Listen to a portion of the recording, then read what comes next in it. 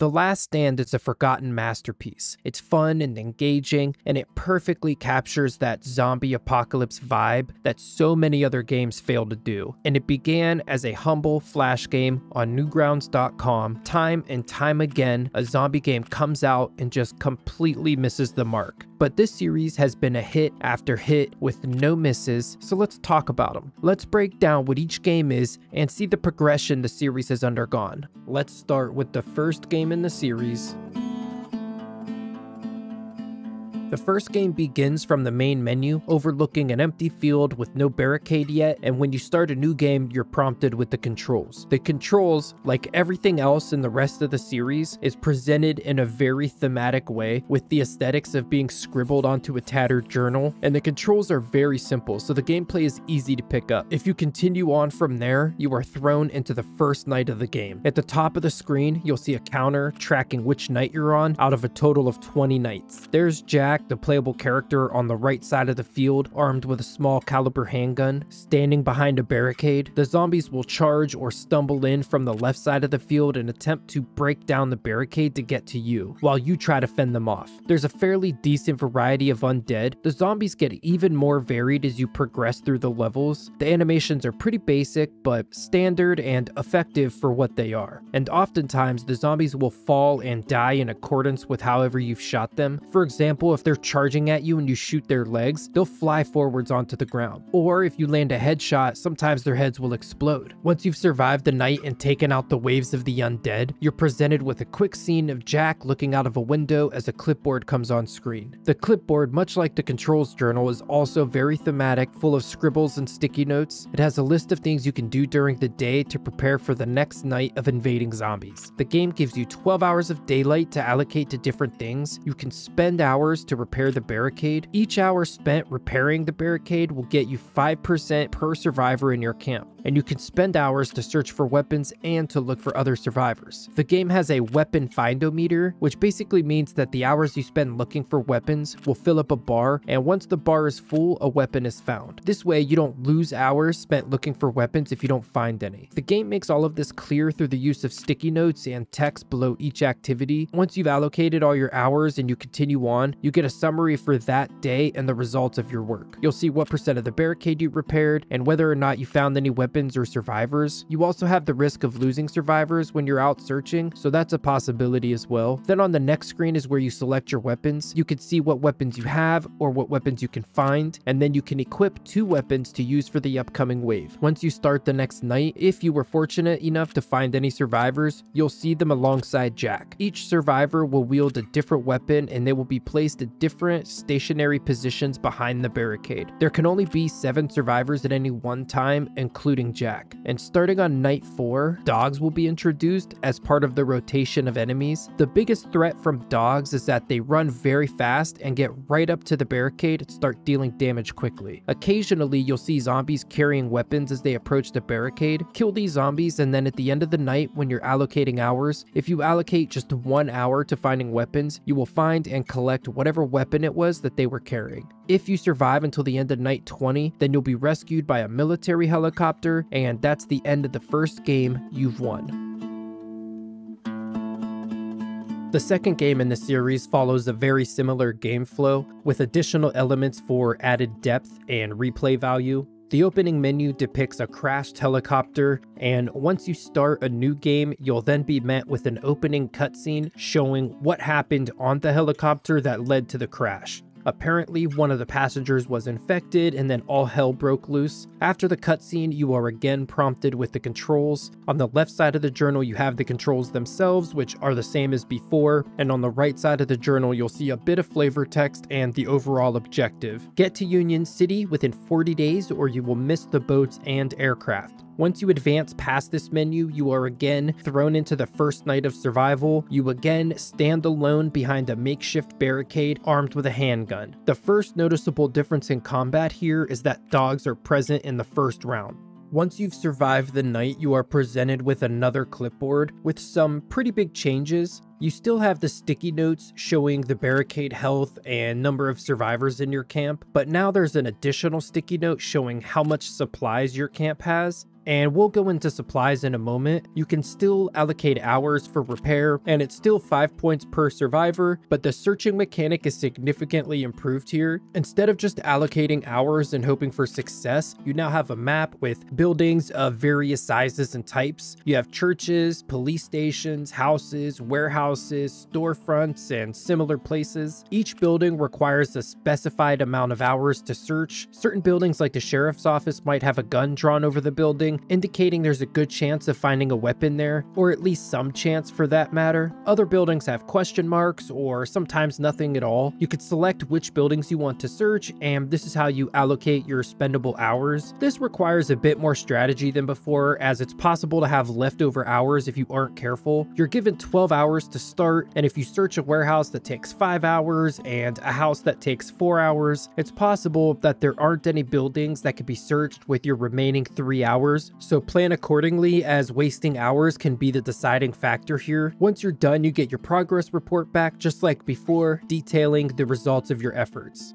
On the next screen is when you're able to select your loadout. You can equip 2 weapons just like before, but there are some extra features this time around. On the left, you have traps. When you are searching buildings during the day, it's possible to collect various traps like bear traps and propane tanks. With these traps, you could place them in the area leading up to your barricade. The placement is based on a grid pattern with 4 rows of 4 slots each. The traps cannot be picked up once you place them. However, if no zombie activates the trap, it will carry over to the next round until it gets activated, but it won't carry over if you move towns, and we'll talk about moving towns in just a moment. On the right side of the screen below your own weapons, you have an area where you can assign weapons to your fellow survivors, and not all of the weapons can be assigned. For example, only the player character Jack can use the chainsaw. The game doesn't use the pegboard system like it did before, so it's not clear what weapons are available in the game until you find them. Once you've survived and searched enough, you'll eventually collect enough supplies to travel. If you choose to travel, you'll be presented with a map with 7 different stops on it, including your starting location. Each town requires a certain amount of supplies to travel to it. If you hover over the town names, you'll get a pop-up showing the population of the town, as well as how many days it'll take to travel there. Remember, we only have 40 days to reach Union City, so plan accordingly, and the top of the map tells us how many days we have left. A scribble at the bottom of the map tells us that more population equals more of everything. Once you select the town you want to travel to, you'll get another journal entry with some more flavor text and maybe a bit of information about the town you've landed in. The first thing I noticed after traveling was that the total health of the barricade was much lower than before. After the first night of combat in this new town, I noticed that some of the undead were wielding weapons, and this is different than before. Instead of them carrying weapons for me to loot, they were using melee weapons to deal extra damage to the barricade. There's an even bigger pool of enemies this time around, and much like the high population towns, there's just more of everything. There are a ton of different zombies. It really is remarkable. And this feature was also present in both games. If your barricade gets low enough on health, your survivors will pack up and run for the hills. They aren't gone forever though. They'll be back for the next night. They just become temporary turncoats. Once you get to Union City, you're presented with a cityscape background. Then you get a few stats on the screen showing how many days you've survived and how many zombies you killed. And then that's the end of game 2. You've won.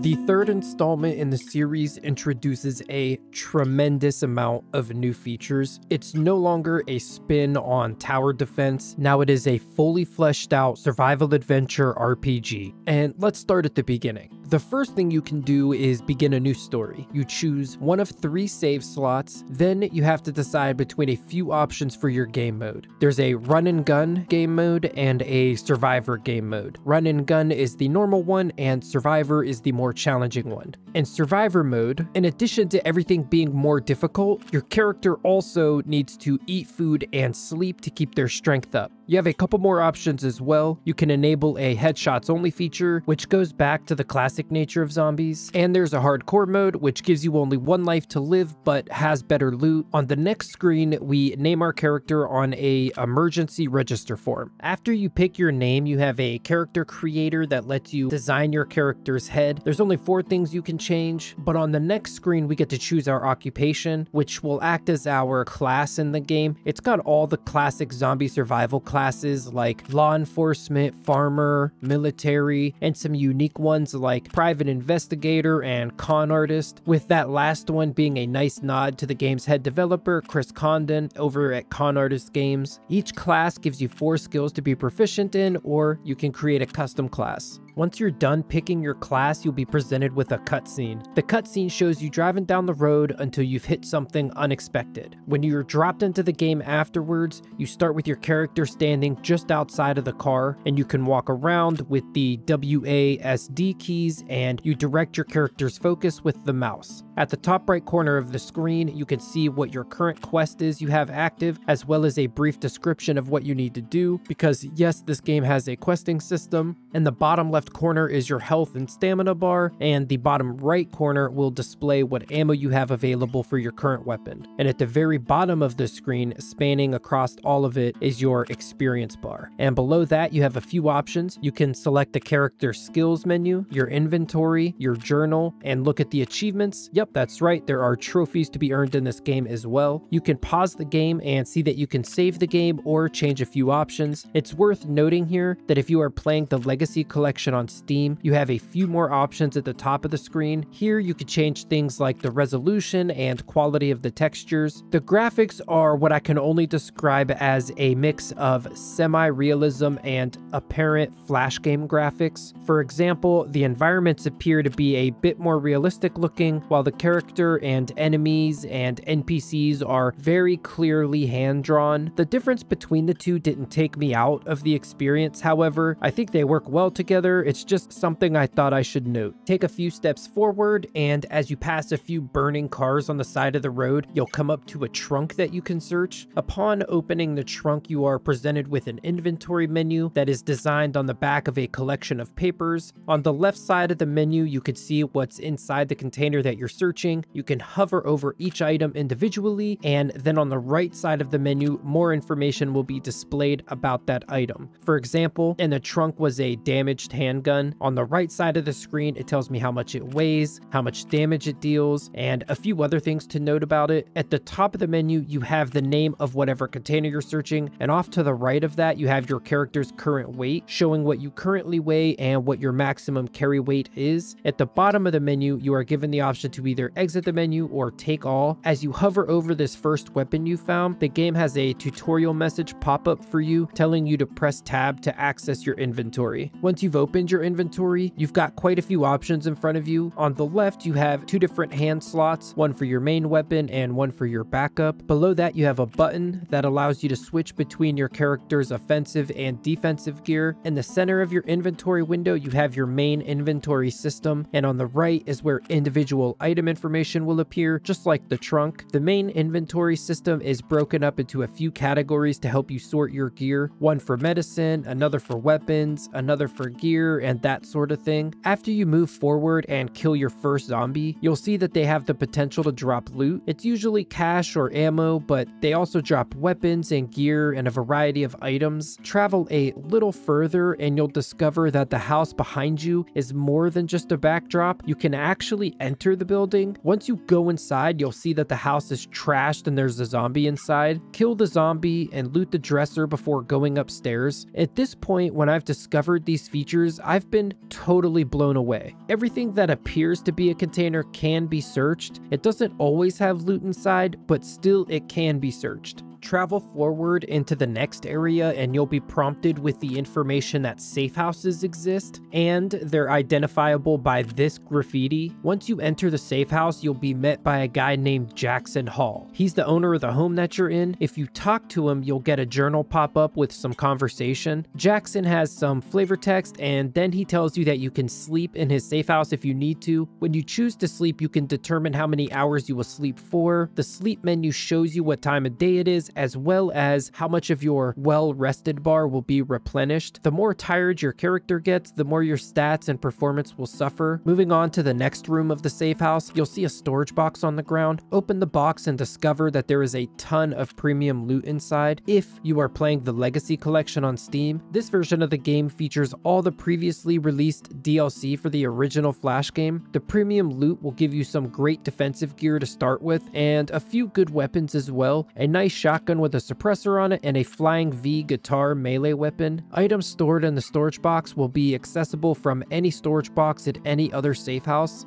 One negative thing to note that I've noticed is zombies can spawn right where you just were a second ago off screen, only for you to return to that spot and be surprised by them. And while we're on the subject of spawning, this game also features a horde system. I was totally surprised by this. It's something akin to Left 4 Dead. Suddenly, you'll hear danger music and you'll see a huge swarm of zombies charging at you. This can happen anywhere, outside or inside. If you're outside, they'll just come from off screen, but if you're inside, they'll usually make a visibly large hole in the ceiling and then come pouring out of it. At this point, I've noticed the zombie variety in this game is considerably great as it was in the first 2 installments. If you search enough containers, you'll eventually be met with a locked one. The locked containers can be accessed via a minigame. The lockpicking minigame is one of my personal favorites. It's exactly like the one in The Elder Scrolls Oblivion. And while you're searching containers, you'll find books. When you read these books, you'll be granted skill points in whatever the skill book relates to. The process of reading a book happens instantly. It's not a time-based system like it is in Project Zomboid. Once you've progressed enough, you'll eventually level up. The level up menu shows you all of your current status effects and information, and you are able to distribute stat and skill points. There are 5 stats for you to level up and 12 skills for you to advance. The stats are things like strength, intellect, and luck.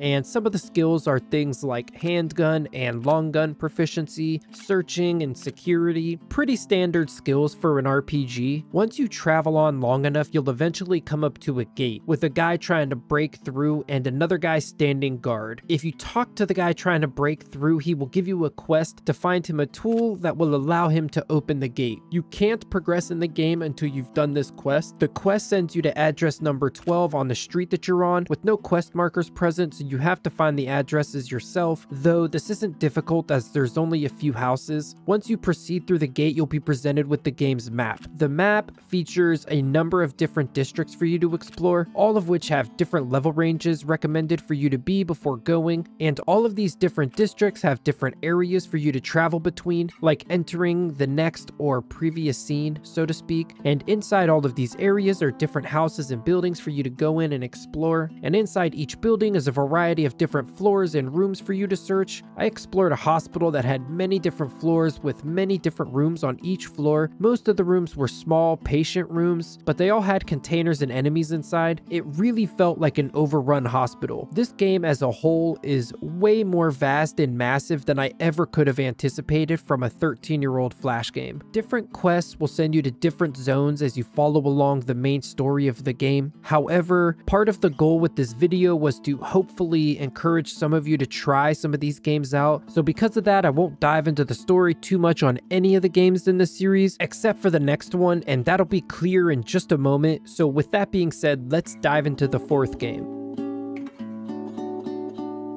The Last Stand Dead Zone is the 4th installment in the series. The production team consisted of only 3 people, and production started in July of 2011, and the first beta released just 7 months later on Facebook. The game ran for 9 years until in September of 2020, Con Artist Games announced that they would be shutting down the servers due to support for Adobe Flash coming to an end. They told the community that they researched alternative ways to keep the game running, but found no compatible solutions. And then at 8 AM on January 1st, 2021, the servers officially went offline. Dead Zone is the only game in the series I haven't personally played, so I got in touch with a handful of people who have played the game, either on a daily or semi-regular basis, to get an idea of what it was like. The game doesn't have a main story that you can follow, but rather bullet points of a backstory that could be categorized by the day an event occurred and the time between when the apocalypse began until the end of the game. Starting with the beginning, there was a sharp rise in hospital admissions in outlying towns around Union City. The following day, the news reports begin speculating about a pandemic, and then attacks from infected begin being reported as random assaults the day after that. Eventually, the Homeland Environmental Risk Control Unit, or HERC, as commonly seen throughout the series, begins sending out teams. After that, civilians from nearby towns begin evacuating their homes to head to Union City. The death toll rises to 10,000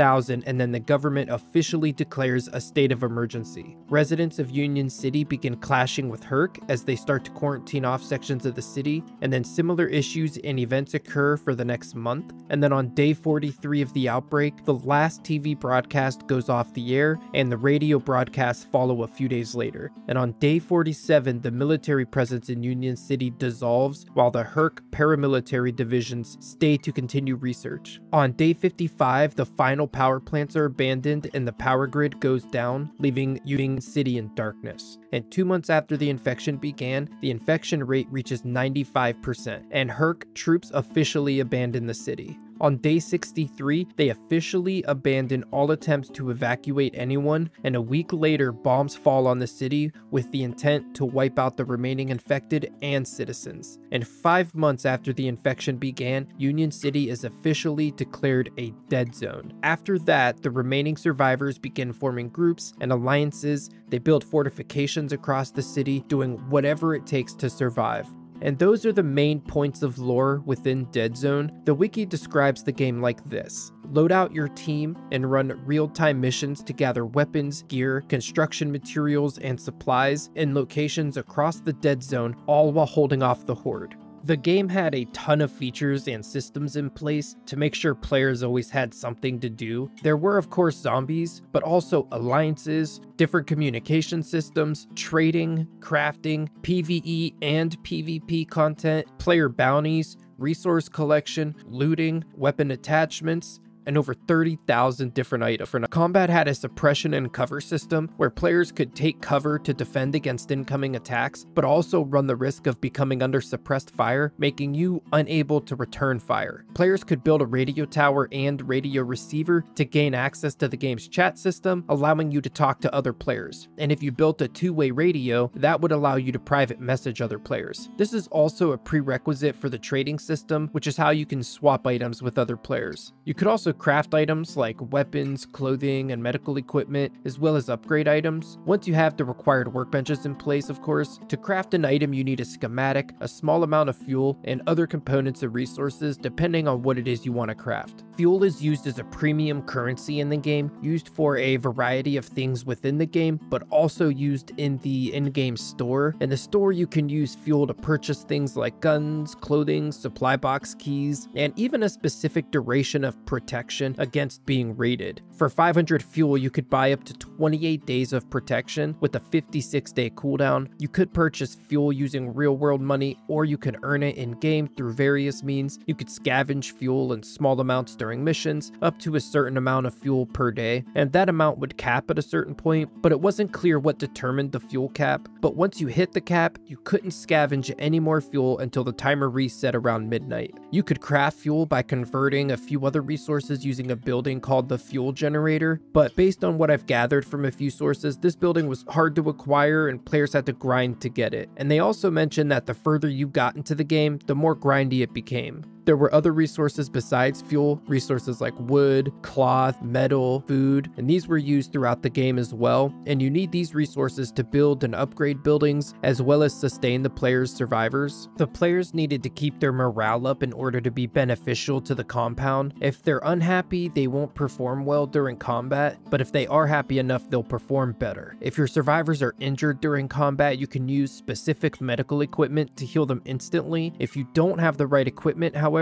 you have to wait a period of time for the wounds to heal themselves. Through my research, I've learned that a lot of the game involves waiting periods, much like many other Facebook type games of the time period. There were 6 different types of survivors you could have in your community, and having one of each type would allow you to upgrade and build different structures. The 6 types were leader, scavenger, fighter, medic, recon, and engineer. All of them play out exactly like their name suggests, with leader being a more well-rounded survivor. The PvE content would consist of players sending their survivors out on missions into the Dead Zone, either to look for equipment or supplies. During the missions, you would have to defend against zombies and earn experience in the process. Missions could be automated or played out manually. The PvP content would happen during raids. Players could raid other players' bases when they were offline, unless the base was under the protection that I mentioned earlier. The raiders could steal resources from the compound that they were raiding, and then players could set up AI-controlled survivors survivors and traps to defend their base against raider attacks. One of the people I spoke with while researching this game played the game specifically for the raiding. In fact, he provided a lot of the footage I used in this segment of the video. His name is Cybertrax. I'll put a link to his channel in the description. He has a ton of videos of raids on his channel. He also had the good idea to archive a few things like scrolling through different crafting and item menus before the game went down. Make sure you check him out. I'm very grateful he let me use the footage that he did. You could also be a part of an alliance. Alliances allowed players to band together. Alliances could go head to head against each other and climb the leaderboards in the process. Cybertrax, the raider I mentioned a moment ago, was a member of the top alliance at the time the game came to an end. The name of the alliance was Sinful, so big shout out to Sinful. If you want revenge against those who raided you, you could put a price on their head in the form of bounties, but at the cost of fuel. Other players could hunt them down, eliminating the raider's leader survivor, granting the bounty hunter most of the fuel that it costs to place the bounty. Through my research, I've discovered a great many positive things about the game, as well as some negative things about the game. One thing is certain though, many of the Dead Zone players wish for the game to re-emerge one day so they can play it again. And with that being said, let's talk about the fifth and final game in the series.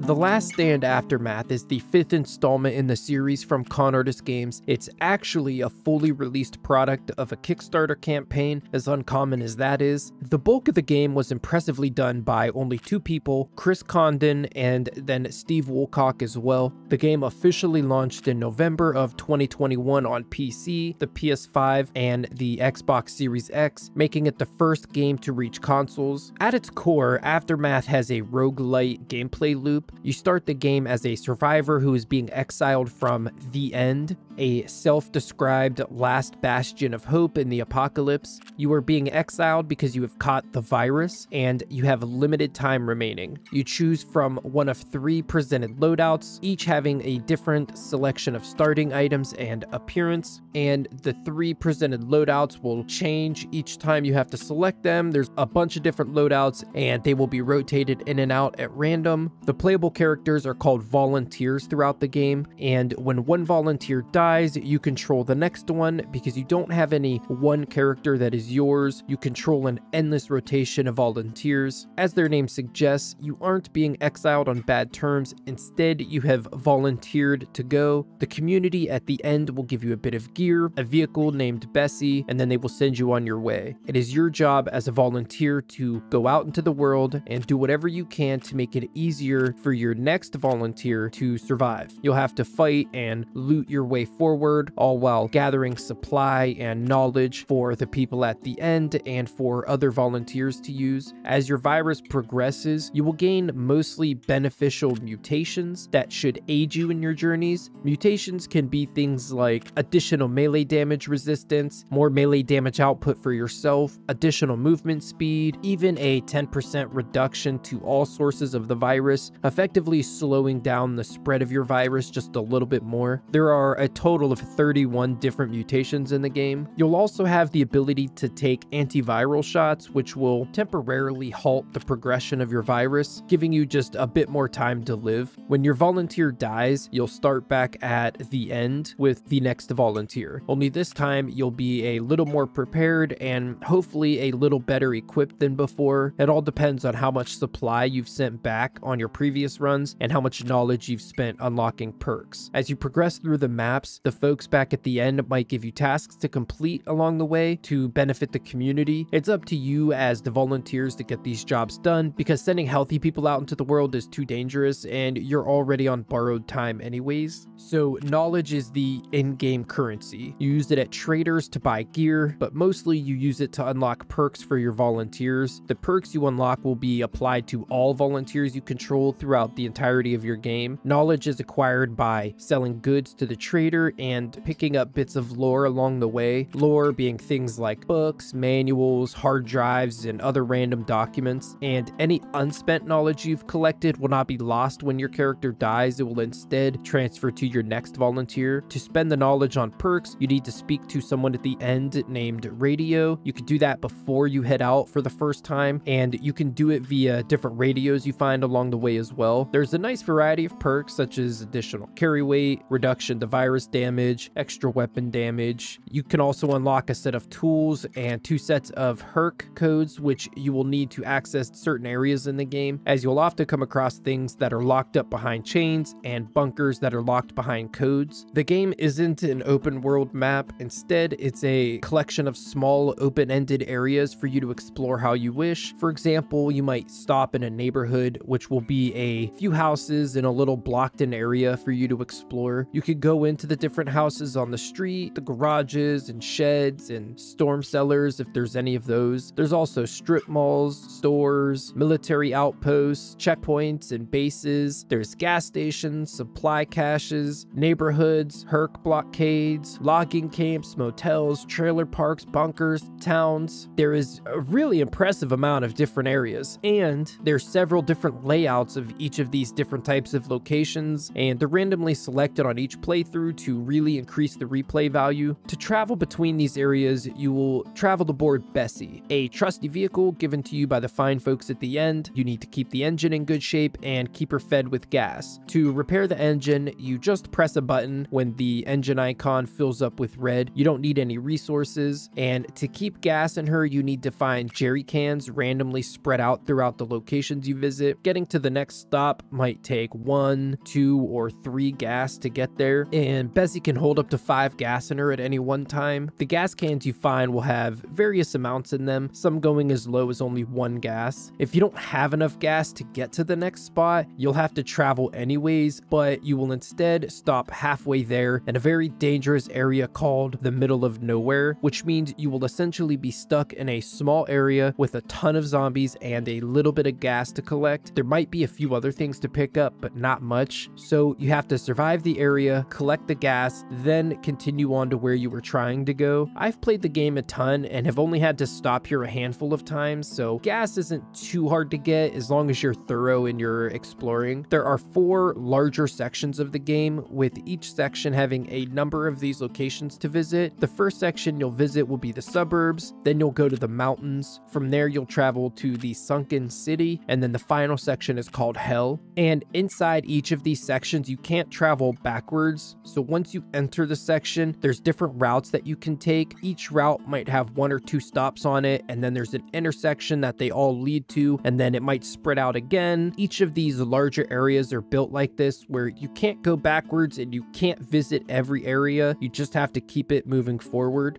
And let's talk about the zombies. There are 16 different classes of zombie, and then a variety of different designs for each of them. There's nothing groundbreaking here. The zombies are pretty standard for what you'd expect to see in a zombie game. There's walkers, runners, soldiers, armored zombies, a hunter-styled zombie that leaps and pounces on you, and of course the charger, which would be a tank-styled zombie. Some of them are considerably more dangerous than the others. For example, the charger is quite a challenge to deal with, as they usually are in these games. To aid you in the fight against zombies, there's a nice selection of weapons to choose from. There's blunt and bladed melee weapons, as well as craftable improvised melee weapons, and we'll talk more about crafting in a moment. The firearms in the game have just the right amount of depth to them. There's pistols, rifles, assault rifles, shotguns, SMGs, flamethrowers, and special weapons, and of course there's throwable and placeable weapons like grenades and molotovs and landmines as well. The guns all have different attachments that you can craft or find. There's laser pointers, varying degrees of suppressors, scopes and sights, and different types of magazines as well. Most guns can have up to 4 attachments on them. You can have 2 guns and a melee weapon equipped at any one time, and switching between them in game is easy by using the mouse wheel. Crafting is a pretty big part of the game. Throughout your travels, you're going to find a ton of different items to loot along the way. Things like bottles, cans, rags, scrap metals, and gears. By mixing different items together in various ways of crafting, you'll unlock different recipes. You can craft over a fire barrel. Here is where you're able to use the organic loot you find, like roots and flowers. You could turn them into different remedies for healing and replenishing your volunteer. Some crafting can be done without the use of a station, like putting alcohol and rags together to make molotovs. But there's also the workbench, where you can fix up damaged weapons and craft makeshift weapons of your own. At the workbench, you can mix electronics and scrap scrap together to make batteries, and batteries are another essential use item in the game. You'll need them to access certain items and open up supply caches. A lot of the antiviral shots you'll find are locked behind something that needs a battery to open, so hoard any and all batteries you find along the way. You're gonna need as many as you can get your hands on. And supply caches are locked behind a battery as well. Supply caches are found in many of the locations you'll stop at along the way. When you access a supply cache after using a battery to power it up, you'll see what items are in the supply cache, and you have the option to either take the items for yourself and your current volunteer, or you have the option to mark the location for the supply to be picked up by the folks at the end. If you choose the latter option, you will get a specified amount of supply. The supply is another sort of currency in the game that you will use for buying and unlocking different things that will benefit some or all of your future volunteers. For example, you can purchase different single-use items to be placed in the beginning armory, like guns and ammo, as well as items that will replenish on each new start, effectively having an endless supply of them, like different crafting resources or guns. You can also purchase things like new starting loadout classes, as some starting loadouts have considerably better items than the others, and the best ones are locked until you purchase them with supply. You'll gain experience as you advance in the game and earn levels, and at different levels, different things will unlock that you can purchase with supply, so the further you get, the better the options will be.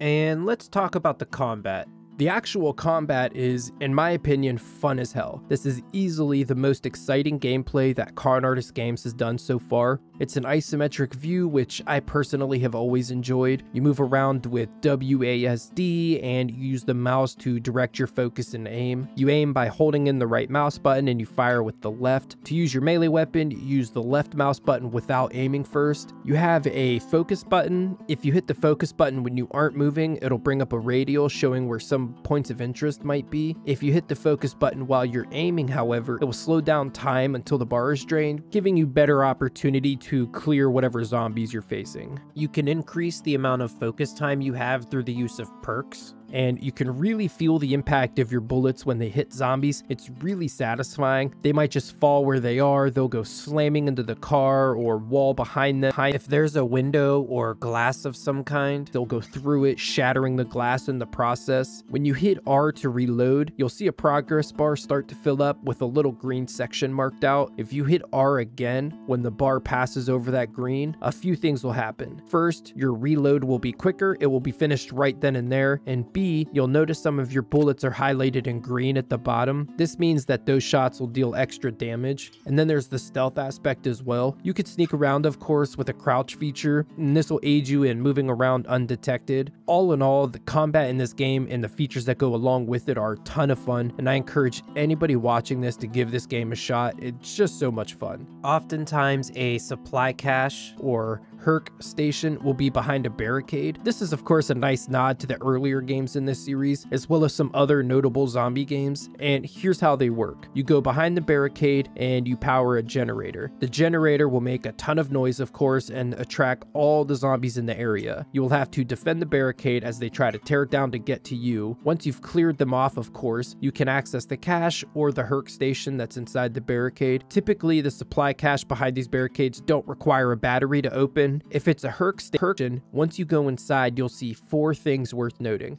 A white chest, a red chest, something on the wall between the 2 chests, and then off to the left, a station for you to craft an antiviral shot. Throughout the game, some of the zombies you kill will drop blood samples. You can use 5 samples at a Herc station to craft your next dose. You can only craft 1 dose there at a time. Between the 2 chests will be either a radio or an antiviral shot locked behind a battery. It switches up, but most of the time it's a radio. The radio is of course used for spending knowledge points, and the chests each require a battery to open. The white chest will have medical supplies in them, and the red chest will have weapons and ammo inside. I mentioned this earlier in the video, but one thing that Con Artist Games does really well is capturing the right vibe a zombie game needs. And every single level in this game has just the right atmosphere. Dark, stormy nights in the countryside, sunny afternoons in the neighborhoods. It's a really well done atmosphere, and it adds a lot to the experience of the game. I can't wait to see the next installment installment in this series. I'm sure it'll be an absolute banger. Hopefully, I didn't forget to talk about anything. This has been a gigantic project and bigger than anything I've ever done, so I'm sure I forgot to talk about some things here and there, but I really hope you enjoyed this deep dive into The Last Stand as a series, and thanks for watching.